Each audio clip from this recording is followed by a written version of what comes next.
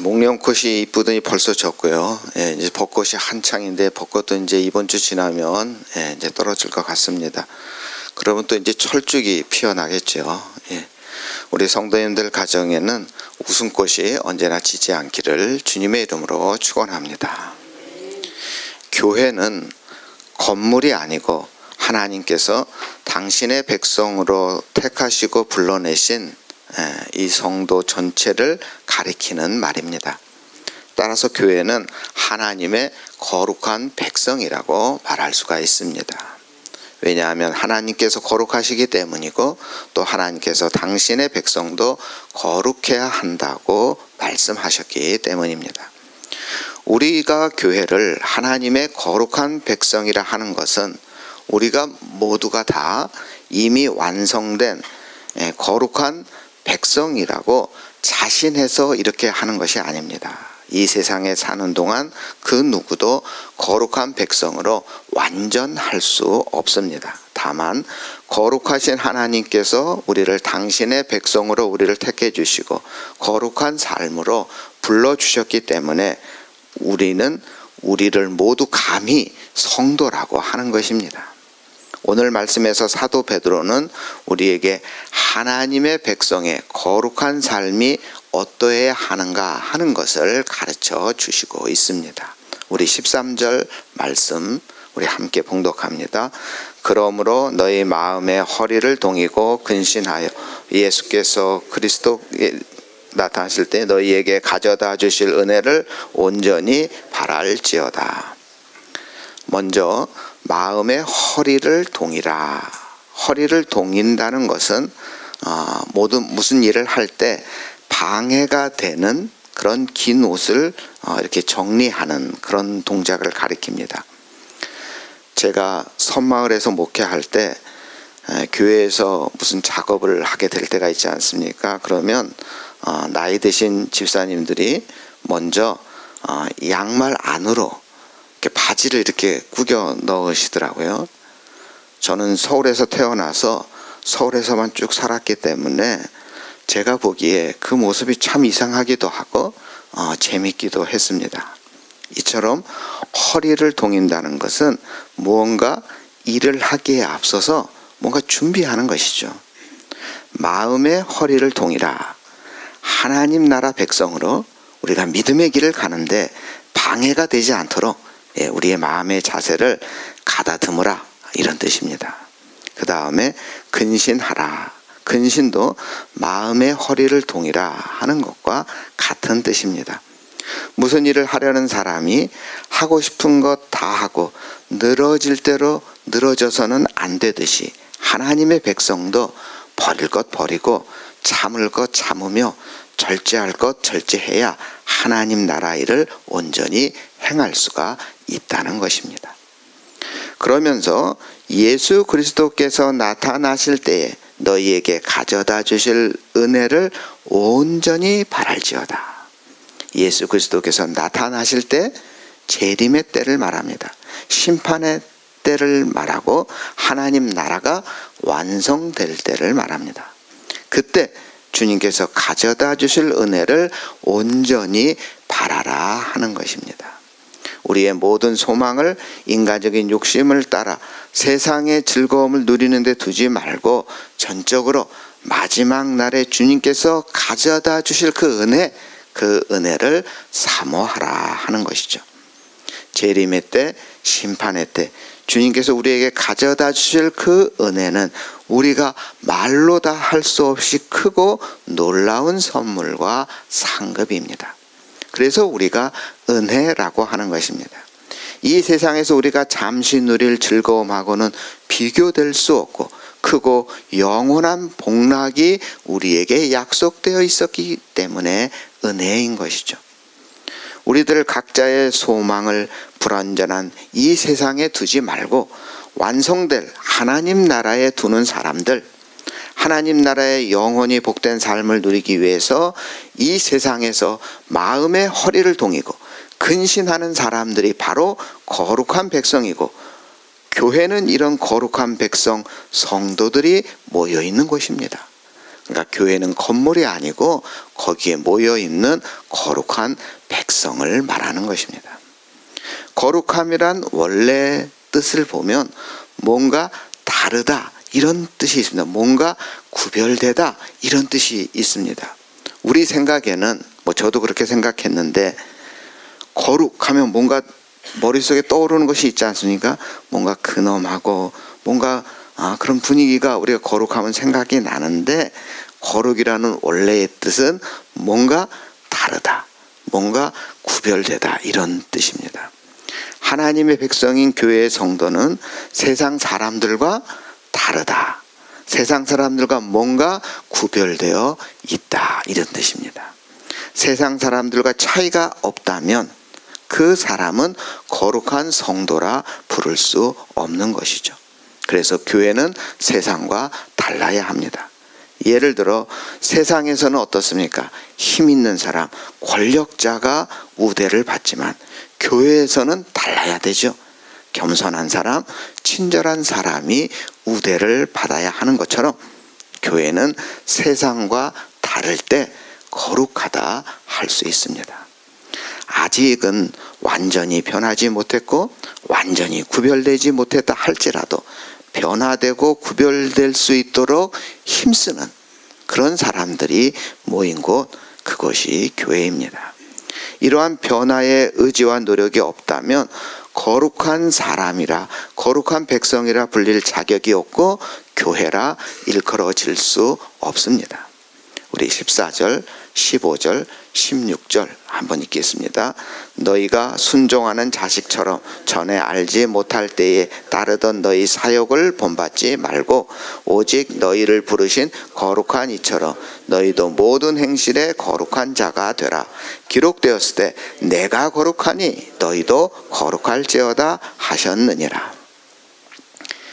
우리가 하나님을 알지 못할 때는 오직 각자의 이기적인 욕심을 따라 살며 하나님께 순종할 줄 몰랐습니다. 그러나 이제는 하나님의 자녀가 되었기 때문에 하나님의 뜻에 순종하며 세상 사람들과 다른 삶, 구별된 삶을 살아야 하는 것입니다. 우리가 이 세상 사람들과 다르게 구별된 삶을 살아야 하는 것은 하나님께서 우리에게 이 세상과 다른 새로운 영원한 삶, 영생의 길을 예비해 놓으셨기 때문입니다. 이 세상은 하나님께서 허락하신 만큼 일정 기간만 살다가 갈 임시 처소에 불과합니다. 우리의 삶, 성경에는 길어야 80이라는 소리도 있고요. 근데 요즘 우리가 보통 90살도 살고 100살도 살고 하는데 이 시간이 얼마나 짧습니까? 이 세상에서 우리는 나그네일 뿐입니다. 우리는 단지 이 땅에 소풍 온 것이다 라고 시를 쓰셨던, 우리 귀천이라는 시를 쓰셨던 천상병 시인의 그 시적 상상력에 우리는 모두 다 공감하고 있지 않습니까? 사도 베드로는 17절에 나그네로 있을 때를 두려움으로 지내라 이렇게 말합니다. 여러분, 우리 외국 여행 할 때 보면 그 사람의 됨됨이에 따라서 외국 여행하는 그 모습이 드러납니다. 어떤 사람은 외국에 나가면 나를 아는 사람이 없다고 생각하고 마음이 흐트러져서 제멋대로 하는 사람이 있습니다. 또 어떤 사람은 외국에 나와서 나라 망신시키지 않으려고 오히려 매사에 조심하는 사람도 있습니다. 하나님의 백성은 나그네로 이 땅에 잠시 온 거죠. 그래서 이 세상에서 두려움으로 지내야 한다고 지금 베드로 사도는 말하고 있습니다. 무슨 두려움입니까? 우리를 내려다보고 계실 하나님에 대한 경외심입니다. 하나님의 영광을 가리지 않으려는 조심성이 우리에게 필요한 것입니다. 하나님 나라 백성으로서의 자존심을 잃지 않으려는 자세로 세상 사람들과는 다르게 살아야 하는 것입니다. 우리 17절 말씀 우리 함께 있습니다. 외모로 보시지 않고 각 사람의 행위대로 심판하시는 이를 너희가 아버지라 부른즉 너희가 나그네로 있을 때를 두려움으로 지내라. 하나님 나라는 아무나 들어갈 수 있는 나라가 아닙니다. 따라서 하나님께서 우리를 하나님 나라의 영원한 복된 삶으로 부르셨다는 것은 너무나 크고 놀라운 은혜이며 영광입니다. 왜냐하면 우리는 그곳에 들어갈 수 없는 죄인들이기 때문입니다. 우리로 하여금 세상의 헛된 행실에서 벗어나 하나님 나라의 복된 삶을 살게 하시려고 하나님께서 엄청난 값을 지불하셨습니다. 은이나 금 가지고 해결할 수 없는 일을 하신 것이죠. 하나님의 아들 예수 그리스도의 십자가의 피로 우리의 모든 죄를 다 말소시키는 대속의 은혜를 베푸셨습니다. 우리 18절 19절 함께 있습니다. 너희가 알거니와 너희 조상이 물려준 헛된 행실에서 대속함을 받은 것은 은이나 금같이 없어질 것이 아니요 오직 흠없고 점없는 어린 양 같은 그리스도 보배로운 피로 된 것이니라. 이렇게 비싼 값을 치르시고 우리를 하나님 나라의 삶으로 들어오게 하셨는데, 하나님을 알지 못할 때 물려받은 헛된 행실로 돌아가려 해서는 안 된다, 이런 말씀입니다. 이제는 달라져야 한다. 구별된 삶을 사는 거룩한 백성이 되어야 합니다. 그래야 우리가 교회라 불릴 수 있고 성도라 불릴 수 있는 것입니다. 우리의 헛된 행실에 옛 삶으로 돌아갈 수 없습니다. 그럴 수 없는 존재로 하나님께서 우리를 예수 그리스도 안에서 택하셨고 부르신 것입니다. 우리 21절 말씀 함께 있습니다. 너희는 그를 죽은 자 가운데서 살리시고 영광을 주신 하나님을 그리스도로 말미암아 믿는 자니 너희 믿음과 소망이 하나님께 있게 하셨느니라. 이제는 우리의 믿음과 소망이 다른 데 있어서는 안 되고 그 누구에게 있어서 안 되고 오직 하나님과 그의 아들 예수 그리스도에게 있어야 합니다. 이것이 우리에게 일어난 변화고 세상 사람들과는 다른 점, 구별된 점입니다. 이것이 우리의 진정한 거룩함이며 이 거룩함 때문에 우리 성도들의 모임이 교회라 불릴 수 있는 자격을 갖게 되는 것입니다. 베드로 사도는 이렇게 하나님의 거룩한 백성이 된 우리들이 힘쓸 것이 무엇인가, 이거를 22절에서 구체적이고 아주 긍정적으로 우리에게 지시를 하고 있습니다. 우리 22절 함께 있습니다. 너희가 진리를 순종함으로 너희 영혼을 깨끗하게 하여 거짓이 없이 형제를 사랑하게 이르렀으니 마음으로 뜨겁게 서로 사랑하라. 베드로 사도는 여기서 세 가지를 권면하고 있습니다. 진리에 순종하라, 또 영혼을 깨끗게 하라, 또 거짓 없이 마음으로 뜨겁게 형제를 사랑하라. 진리를 순종하라. 진리는 곧 구원의 진리, 복음을 말합니다. 영혼을 깨끗게 하라. 영혼은 육체 반대되는 우리의 영혼만 생각한다고 생각할 수 있겠는데, 여기서 말하는 영혼은 우리의 모든 것을 말하는 겁니다. 우리 육체도 포함되고 우리의 모든 것을, 그러니까 머리부터 발끝까지 전체 거룩하고 성결하게 되는 것을 말합니다. 진리에 순종하라, 영혼을 깨끗게 하라, 형제를 뜨겁게 사랑하라. 이 세 가지는 우리의 삶에 있어서 열매로 나타나야 하는 것입니다. 이 세 가지는 우리가 교회 다니는 이유이며 믿음 생활의 기본 근본입니다.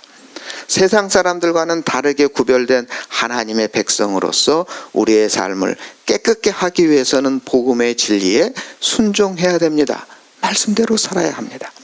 여기서 순종은 지적인 동의와 의지적인 실천을 모두 포함합니다.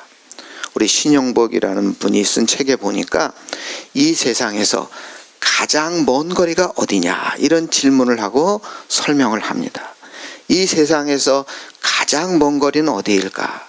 우리가 살고 있는 이 세상에서 가장 먼 거리는 서울에서 지구 반대편인 브라질 상파울로가 아니고 지구에서 달까지의 그 먼 거리도 아니고, 지구에서 다른 은하계까지의 거리도 아니고, 우리 삶에서 가장 먼 거리는 우리 머리에서 우리의 손과 발까지의 거리가 가장 먼 거리라 이렇게 말하고 있습니다. 무슨 의미냐 하면, 우리가 머리로 이해하고 깨달은 것, 즉 우리 인간은 우리가 깨닫고 이해한 것을 우리의 손과 발로 실천하는 것이 굉장히 느리다, 이런 것을 말하고 있어요. 대부분의 사람들이 머리로 이해한 것을 손과 발로 실천하는데 시간이 오래 걸릴 뿐 아니라 안 하는 사람도 많다는, 영원히 닿지 못하는 거리인 사람도 많다는 것입니다. 저는 맞다고 생각합니다. 머리로만 이해한 것은 아무 소용이 없습니다. 지금 베드로 사도는 진리에 순종하고 영혼을 깨끗게 할 뿐 아니라 형제를 뜨겁게 사랑하라 말하면서 이것을 너희 머리로만 이해하지 말고 실천하며 살 것을 강조하고 있습니다. 예수 그리스도께서 하나님의 아들로서 우리를 위하여 이 세상에 오셨고, 우리를 대신하여 십자가의 고난과 죽음을 당하심으로 우리의 죄를 씻으셨음을 우리가 확실히 믿으며 우리가 구원받고 영원히 복된 하나님 나라의 삶을 살게 된다는 이 구원의 진리, 즉 복음을 전적으로 받아들이고 주님의 가르침을 따라 사는 것이 진리에 순종하는 것입니다. 이렇게 순종할 때 우리의 삶이 깨끗해지고 거룩해지는 것입니다. 우리의 삶을 깨끗하게 하기 위해 우리는 하나님 말씀 배우기를 늘 힘쓰며 그 말씀대로 사는 것을 즐거워해야 합니다. 세상 소리를 듣기 좋아하고 세상 방식을 따라 살면 우리의 삶이 깨끗해질 수가 없습니다. TV 드라마 이런 거 좋아하시죠? 저도 좋아하는데 매일매일 꼭 기다리며 보시는 것들이 있으시죠?